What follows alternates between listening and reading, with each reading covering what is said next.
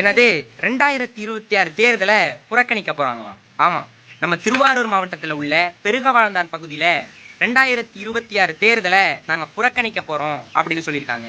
இதற்கான காரணம், பாதுகாக்கப்பட்ட வேளாண் மண்டலமாக அறிவிக்கப்பட்ட பெருகவாழ்ந்தான் பகுதியில உள்ள வயல் நிலங்களை கார்பரேட் கம்பெனி நாங்க இந்த இடத்துல சூரிய மின் உற்பத்தி அமைக்க போறோம் அப்படின்னு சொல்லி அந்த இடத்துல உள்ள 200 ஏக்கர் நிலங்களை வாங்கியிருக்காங்க.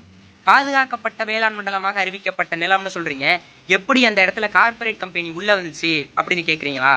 ஏன்னா அது பாதுகாக்கப்பட்ட வேளாண் மண்டலமே இல்ல அப்படின்னு சொல்லி ஒரு பொய்யான அறிக்கையை சமர்ப்பிச்சு அந்த இடத்துல உள்ள 200 ஏக்கர் நிலங்களை கார்பரேட் கம்பெனி வாங்கியிருக்காங்க. இது அந்த இடத்துல உள்ள விவசாயிகளுக்கு மிகப்பெரிய ஒரு பாதிப்பை ஏற்படுத்தியிருக்கு. உங்களுக்கு நல்லாவே தெரியும், டெல்டா மாவட்டத்துல உள்ள மக்கள் அனைவரும் விவசாயத்தை நம்பிதான் இருக்காங்க அப்படின்னு.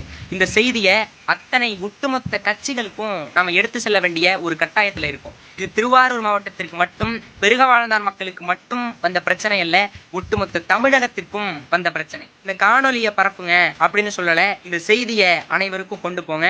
நன்றி, வணக்கம்.